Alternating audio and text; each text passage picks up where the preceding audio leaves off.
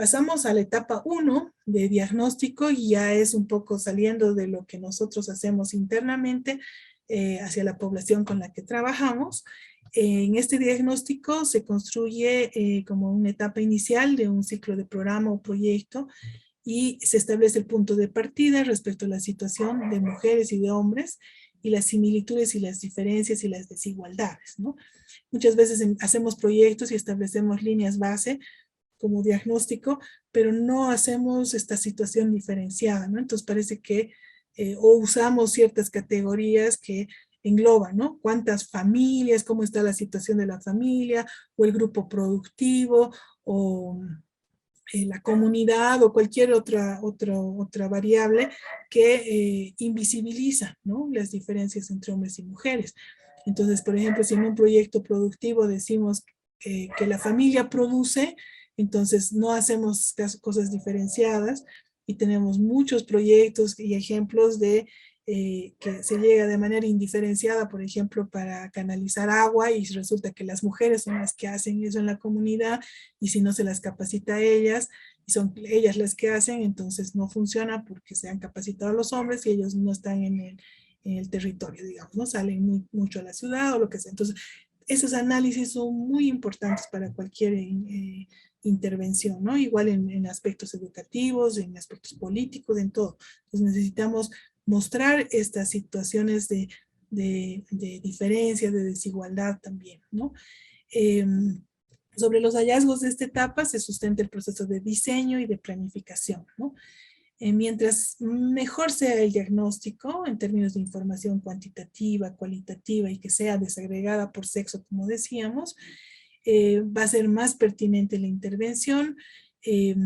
Además, si podemos poner otros aspectos como la edad, la pertinencia étnica o algunos elementos que nos parezcan sustanciales, mejor va a ser la planificación y mejor va a ser la efectividad y la eficiencia y el impacto de nuestra propuesta, ¿no? Entonces, como parte de este diagnóstico tenemos como 3 herramientas, ¿no? Vamos a ver, una es la identificación de causas y efectos de las brechas de género, ¿no? Entonces, aquí esta herramienta nos permite ver en un contexto, en un sector específico, cuáles son las brechas, ¿no? Sus causas, sus efectos para las mujeres, para los hombres, para la comunidad, para la sociedad y otros grupos, ¿no? Entonces aquí podemos ver una matriz así rápida de cuál es la situación, digamos, cualitativa, cuantitativa de los hombres y las mujeres, por ejemplo, en salud, en educación, en economía, en acceso a tecnología, y esto si hay diferencias, qué es lo que causa estas brechas, ¿no? O sea, si están mejor o peor cada actor, ¿por qué será esto, no? ¿Por qué para las mujeres? ¿Para qué por otros grupos, a las familias? Entonces, aquí podemos ir mirando esta primera herramienta de identificación, causas, efectos de las brechas. La otra herramienta de diagnóstico es la priorización y análisis de brechas, ¿no?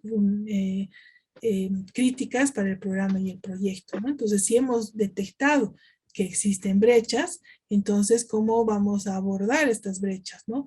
Entonces, focalizando aquellas que resultan críticas, prioritarias para el programa, para el proyecto, desde un enfoque de género y consecución de objetivos y resultados. Puede ser que encontremos brechas de las que no vamos a encargarnos porque, no sé, por ejemplo, hay muchas brechas de salud y nuestro proyecto es educativo, entonces no vamos a poder mejorar, digamos, los servicios de salud, pero podríamos incorporar contenidos pedagógicos de salud para contribuir o para dar a conocer cuál es la ruta crítica para acceder a servicios de salud, o hacer alianzas con otros que están haciendo servicios de salud porque es un elemento clave que se ha visto en el proceso del proyecto, porque no puede ir uno desligado del otro, solo por poner un ejemplo, ¿no? Entonces, ese tipo de elementos son importantes a la hora de diagnosticar cómo vamos a priorizar las brechas críticas del programa y por qué va a ser crítico y qué efectos podríamos tener en el programa si no tomáramos en cuenta estas brechas, ¿no? Buenos días. Eh, Por favor, No, señora. adelante.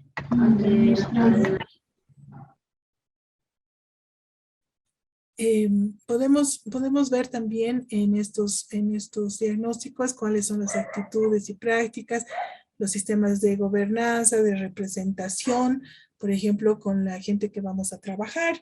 Y esto es muy importante, ¿no? Por ejemplo, si estamos trabajando en espacios súper machistas, donde se reproduce mucha violencia, etcétera, tenemos que tomar en cuenta a la hora de planificar nuestras intervenciones, ¿no? Y la última herramienta del diagnóstico es la herramienta de análisis de las causas de las brechas de género desde las capacidades para el ejercicio de derechos, ¿no?